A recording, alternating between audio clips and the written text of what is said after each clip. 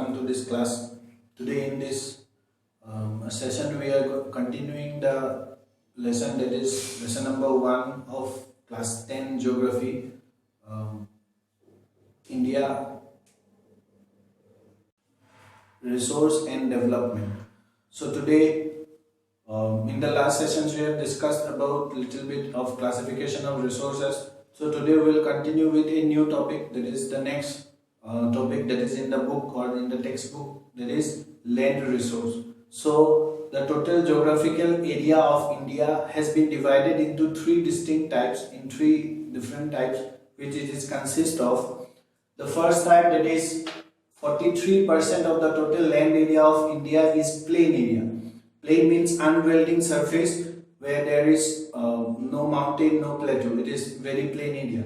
So this plain area can be used for growing of agriculture and industry, establishment of industry. Besides that, it is helpful for construction of roads, railways and all. So it is this plain area is very good for doing these all things. Next, 30% of India's total land area is mountain area. So from this mountain area, the rivers that flow, that rivers are helped to flow perennially, that is throughout the year. In the river there is water, because in this mountainous area there is snow, and this snow provide water to the river throughout the year, first thing. Secondly, this mountain also helps the country to provide tourism, because in the mountainous area the climate of the mountainous area is very suitable. So people for refreshment purpose, for recreation purpose, go to these places for refreshment, and it provides to develop tourism. For example, if you see the most favorite tourist places are in the mountainous areas only. For example, Shillong, then Shimla, Kulu Manali, these are places wherever you see the best tourist places. If you see, it is in the mountainous area only.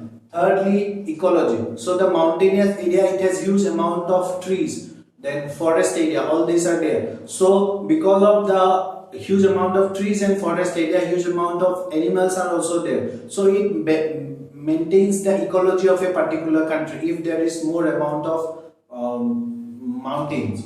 So the third is plateau region. 27% is plateau region. Total it is 100. So 27% is covered by plateau region. So this plateau region is very much rich in huge amount of minerals. So because there is more amount of mineral, so these regions are very rich in minerals, and there is huge amount of production, like in different things it is produced through industrial development is also done in the plateau region. Besides that, fossil fuel, the most important fossil fuel that is available in the surrounding or in our country is coal and petroleum. So coal and petroleum, this type of fossil fuel, that we get it from this plateau region. Then more than that, this plateau region is more or less covered by forest also.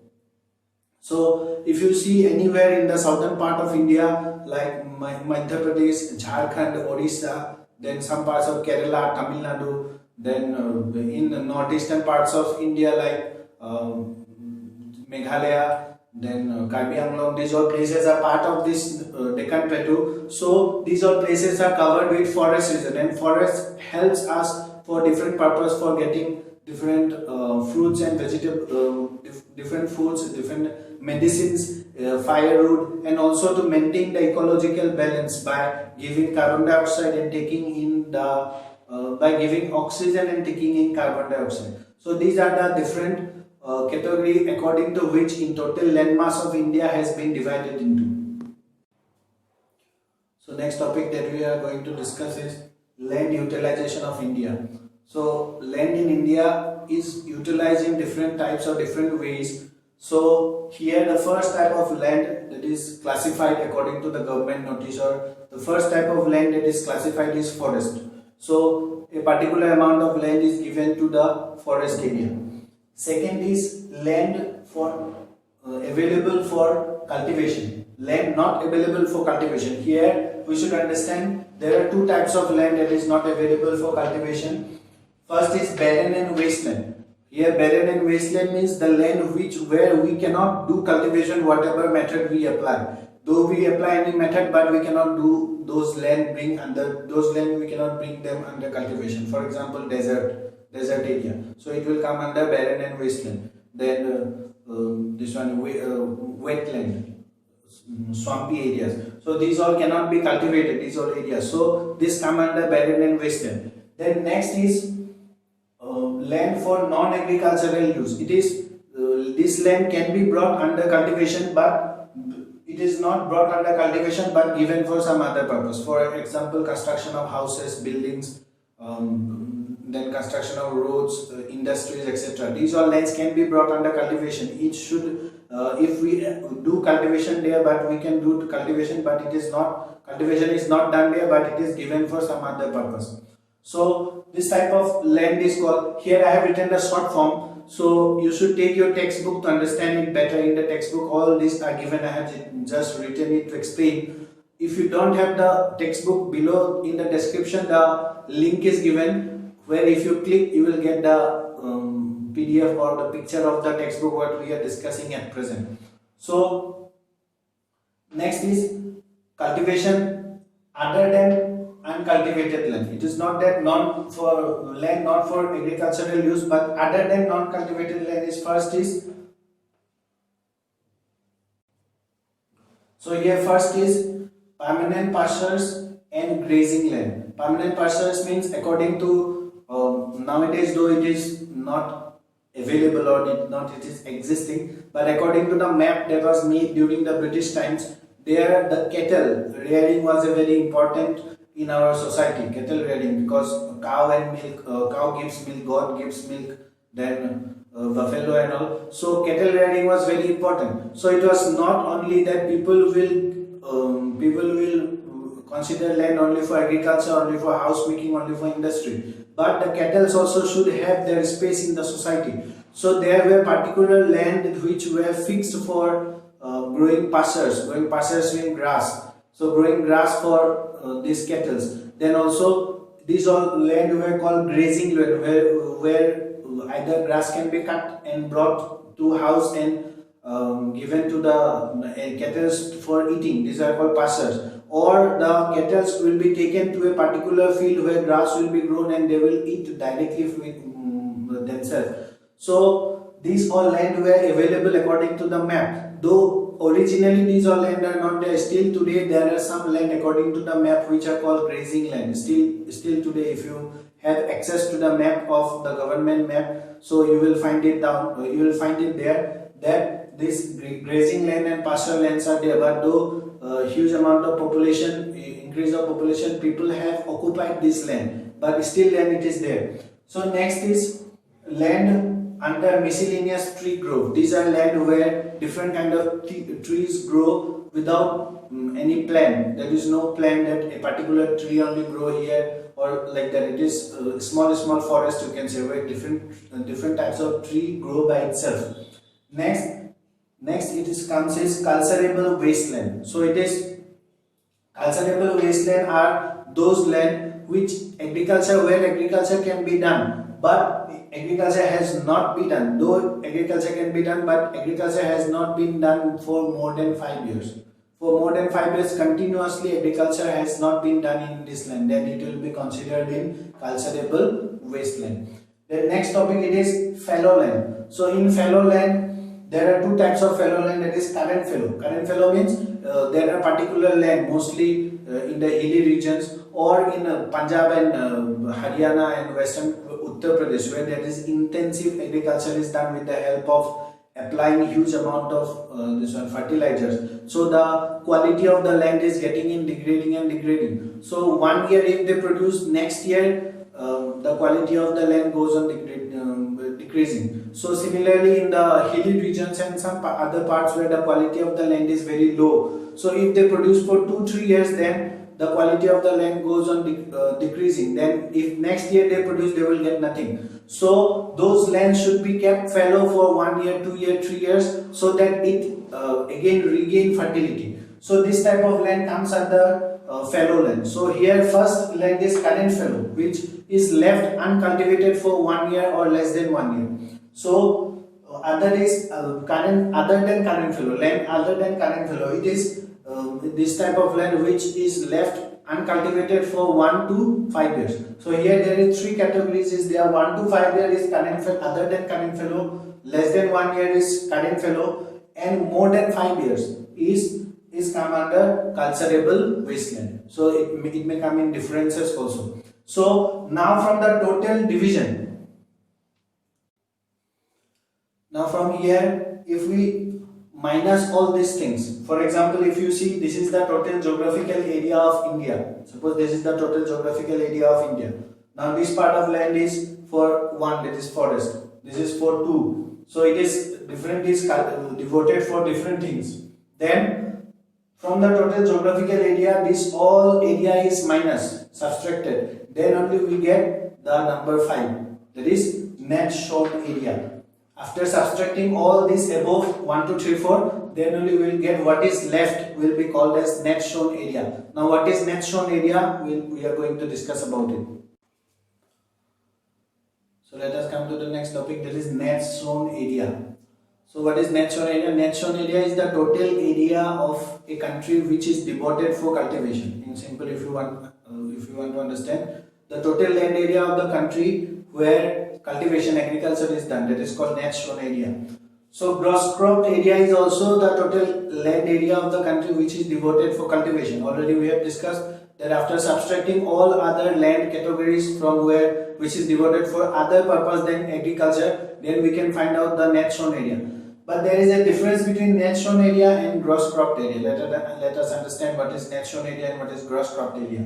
Here, this is a total geographical land I am drawing here. Suppose that this total land is 100 bighas. This total boundary is 100 bigha. I have divided into two. That is, one is the upper part is also 50 bigha, the lower part is also 50 bighas. So in this 50 bighas, the upper 50 bighas, it is cultivated once a year. In one time only it is cultivated. In the whole year, one time only it is used for cultivation. But in the below lower bigha, here this 50 bighas of land, here it is used for 3 times a year it is cultivated. This land is used to cultivate for 3 times. That is, after every 4 months, a new cultivation is done. In many parts of India, like this cultivation is done. So if now we want to find out the net shown area, here is 100. But if we want to find out the gross cropped area, this land that is used for 3 times a year, it will be calculated also in gross cropped area, it will be calculated also 3 times. For example, this 50 bighas of land will be calculated as 50 only. But this 50 bighas of land will be multiplied by 3, that will be 150. So here this will be calculated as 3 times, that is 150. This is because it is cultivated only once a year, it will be counted once only. So the total will be 150 plus 50 equal to 200. Now here the gross crop area is 200, though the total net shown area was 100, but the gross cropped area will be 200 because this land which is cultivated for 3 times a year is counted 3 times. That is the difference between net shown area and gross cropped area. Let us come to our next topic, that is land use pattern in India. So the type of land or in which way a particular country will use its land depends upon the topography, like climate, then its topography, hilly or mountain or plain, then human factor also, like technology, then human culture, etc. So based on that, a particular country determines or decides on to which way it will use its land. So here we are out with the total land use of India. So India's total land area is 3.28 million square kilometer. Total land area is 3.28 million square kilometer. So about from this total land area of India, the whole 3.28 million square kilometer does not have its whole data. Only 93% of the total land area has got its data. Less 7% of the total land area has no data, because some of the northeastern states except Assam, some of the other northeastern states like Arunachal Pradesh, Mizoram, then Nagaland and all, which is very hilly terrain and also covered with mountain forest, dense forest. So there also survey is not be able to done. Then also in Jammu and Kashmir, there are some parts of Jammu and Kashmir which is occupied by Pakistan and occupied by China. So in those areas also the survey is not allowed to be done. So the data of these regions are not with the Indian government. But other than that, 93% of the total land area of India, the survey is done. Its data is total data is there. So the total net shown area in all the states is different. Net shown area we have already discussed, the total area that is devoted for agriculture, that is devoted for cultivation, the total area where cultivation can be done. So the total net shown area in different states, it is different. So highest it is in Punjab and Haryana, around 80% of its total land area they devote it for cultivation. That is also from that 80% also they used to cultivate it twice, thrice, 4 times also, even in the whole year. So Punjab and Haryana is very highly developed in technology and also in the field of agriculture. So then there are also states like Arunachal Pradesh, Mizoram, Nagaland and all, some northeastern states where only 10% or even less than that is devoted for cultivation. The rest 90% is totally, there is no cultivation because it is covered with forest, it is totally covered with hilly terrain where cultivation is not yet possible, not such developed so that cultivation can be done. So even the total forest land, whatever forest is covered by, or the whatever forest should be there in a particular country, according to the National Forest Policy 1952, there was a policy made based on forest that to maintain the ecological balance of a particular country, there should be at least 33% of total land area should be covered by forest, so that the whole country's ecology is maintained. Getting carbon dioxide, maintaining the environment, getting rainfall, everything depends on forest. But in India, it has gone lower than this 33% at present, and other land quality is also getting going on decreasing and decreasing. Even the net shown area is also going on decreasing and decreasing. It is because of not using the land in a particular way, without any plan, without any sustainable manner, or without any particular plan. So continuous use of land without taking any precaution for conservation, so land has get degraded, the quality of land has come down. Because the quality of land has come down, so there will be in future, there will be scarcity of agricultural land. So agriculture, though we don't think or though we don't feel it, but agricultural land is the main base of the development of the society. Though we think the science and technology, industries, machines and all are very important, but agriculture is the most important thing because it gives us things to eat, and the things that we eat, from that only we survive, we are alive. If there is no agriculture, there will be no human being, no people found in this world. So next we will discuss about land degradation. So as we have already studied little bit that due to human activities, the land quality is going on decreasing and decreasing. So land degradation is that it is not loss of land, that is a particular land will disappear, it is not that. Land will be there but its quality will decrease. That before, if it was producing 100 quintal, 1 bigha of land was producing 100 quintal of rice, then if its quality goes on decreasing, then it will produce only 50 quintal of rice. Then next again it will go on decreasing, one day will come, it will produce no rice or wheat or whatever agricultural product it may be. So the land degradation means decreasing the quality of land due to using it excessive use or using it in not in proper way. So human activity is mainly responsible for degradation of land. Now human activity has not only made the land to be degraded, but the natural forces also which used to degrade the land, that also has been increased, its pace have increased due to human activities.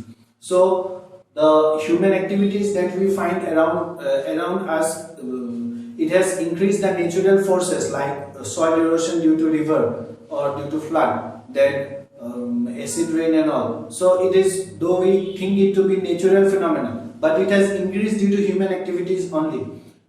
Total 130 million hectares of land in India has already gone under degradation. It has lost its quality. The land has lost its fertility, quality, everything is gone. Out of that, 28% is forest degraded, which is cutting due to cutting of forest, burning of forest, and the area which brought into some other use than forest. Then next is saline and alkaline. This is 56% is due to saline and alkaline. This saline and alkaline is added to the soil when artificial irrigation is given, not from rain, not from rivers, but artificial irrigation is given, that is pumping or pumping the water from underground. Then the salt quantity, saline means the adding of salt quantity in the soil. So when the salt quantity increases, its salinity increases. As a result, the quality of the land gets on degrading. Then application of manure, insecticide, pesticide and other fertilizers, it increases the alkalinity of the soil, that is the alkaline content of the soil, which the production will be done. If production will be done there, firstly its land degrades, but production if done also, then the product that comes out from it, if people eat, it is harmful for them. So next we will discuss about the causes of land degradation, why land degradation has been caused. So the first cause for land degradation that we are going to discuss is deforestation. We know deforestation means cutting of trees, converting a forest area into some other area, that is agricultural land or residential area to construct house. So deforestation means cutting down of tree. It may be tree cutting for wood, or these trees are cut down for some other purpose, for clearing the land to do something. So if the trees are cut and no new trees are grown there, but rather than this area is converted to some other activities, only the lean and thin small trees are left, which is of no use. So these trees are left, all trees are cut down and it is converted to some other area. So this is the first cause for land degradation, because the trees, they used to catch the root soil, the root of the trees, it used to catch the soil. So as a result, when trees are cut down, then during rainfall, when water flows over the land, the soil also goes with it. It decreases the fertility of the soil. Next is overgrazing. Grazing, I told you, eating of grass by cattle itself. So if on the same land the cattle go on eating grass, suppose this is grass, below there are roots. So if on the same land the cattle go on eating grass, then ultimately what will happen? They will eat the grass. First thing, the grass will go from here. Then after eating, it will eat up the roots also. If only it eat the grass, then after some days new grass will come up, because the root is there below. New grass will come up. But if on the same land it goes on grazing, it will eat up the root also. Then when it will eat up the root, it will not be good for them, because if there is no roots, then no new grass will come. This is also one of the cause for land degradation. Here also soil erosion may take place, because the plant will have no roots. As a result, there will be soil erosion will take place. Then next is mining and quarrying. Mining means cutting down a big mountain with the help of any machinery that is applied, any machine that is used to cut the big mountain to extract mineral from inside. Either it may be coal, it may be petroleum, or some other kind of mineral what is available. Or quarrying means breaking the big stones, big boulder you can say, and making it into small pebbles or small stones. These are used for construction of houses and all, construction of roads and all. So these both mining and quarrying are also responsible for degradation of land, because it destroyed the whole environment. It destroyed the whole mountain, cut the trees and destroy the whole environment. Sometimes it dig a very big part of land, it dig it out and leave it there only as it is, because then the total fertility of the land goes. As a result, it is very dangerous for the land, and it is main responsible for land degradation. So the main states where mining is a problem is Jharkhand, Chhattisgarh, Madhya Pradesh, etc. Here the people, they used to mine, they used to dig the land very deep, and they don't used to bury it again. They don't put soil and bury it again. They used to keep it as they have dig it. So it caused a huge problem because the quality of the land totally goes degrading. Next is overgrazing. Overgrazing is a problem in the states of Gujarat, Rajasthan, Madhya Pradesh, etc. Then over irrigation. Over irrigation is giving the artificial water, that is artificial irrigation, providing artificial irrigation for agriculture. So as a result, the soil quality of the soil, because the water that is extracted from underground, the salt quantity is more there. As a result, the salt quantity is increased there due to the salinity of the land increase. As a result, it gets degraded. In some areas where cement industry is there, in the cement industry, limestone is grind. When the grinding takes place, so in the industry, when grinding takes place, the powdery content of that, after grinding, it goes out through the chimney to the nearby places. So in the nearby places, when it goes, suppose this is a land near this industry, this powdery content will go there and settle down. Year after year, when it will go and settle down, the cement, the cement, when rainfall will take place, then it will react with the cement and it will become partly solid, like in our making our floor and all, when cement react with water. So it will become partly solid like structure and will stop penetrating of water from inside the upper portion of the land. It cannot go inside. As a result, the quality of the land will totally be degraded. So let us discuss about land conservation. Some methods by applying which land degradation can be brought down or land degradation can be reduced. The first method that is given here is afforestation. It is the opposite of deforestation. Deforestation means cutting of trees. Afforestation means growing more and more trees. So if we grow more and more trees, then the environment will be suitable for living of human beings. The land, the roots of the trees will hold the land, and the quality of the land will be better. So soil erosion will not be able to take the land with the water. So next is management of grazing. So grazing should be done. Grazing should be allowed for the cattle. Grazing should be allowed to be done. But the management of the grazing should be managed in a proper way. For example, if a plot of land should be divided into different barracks, different divisions, and one particular land, for example, a particular cattle, for some days it should be allowed to be done here. So for some days, if the cattle graze in number one area, then it should be stopped. Next, they should be allowed to graze in the number 2 area for some days. Then it should be again stopped. Then for some days, they should be allowed for number 3 area. Then until they complete the number 3 area, number 1 area will again be full of grass. So some management should be done for the grazing of cattle. Then next concept is shelter belt, growing shelter belts. So shelter belt means, for example, here a plot of land was there, particular land. Here there were 10 or 20 trees were there. So it was grow in indisciplined manner here and there. But after these trees were cut down to start some settlement area. These trees have been cut down to start a settlement area to construct houses or industry or something else. So after construction of houses, here there were 20 trees. These 20 trees have been grown, but grown in a disciplined manner. This is known as shelter belt. After construction, houses were constructed, but these 20 trees that were cut has been complemented. It has been substituted by growing these 20 trees in a disciplined manner, in a line row. Or the shelter belt can be also developed beside the roads.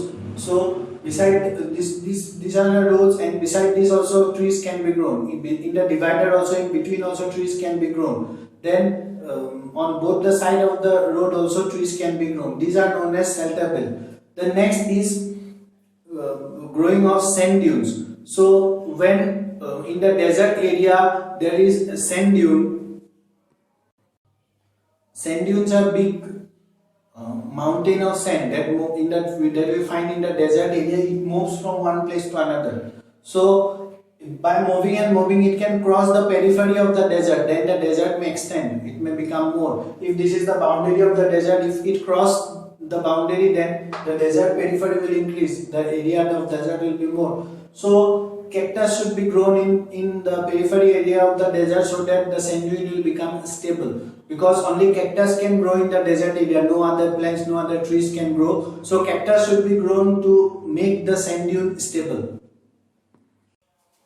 Apart from this, there may be other steps that can be taken, like proper management of water before giving out to the rivers. The industries, if they properly treat the water and then only give out to the river, or proper management of waste disposal from domestic houses or from industries also. For all these steps are if taken, then the land degradation can be reduced or controlled up till a long limit. Or it can be said that land conservation can be done for our future generation also.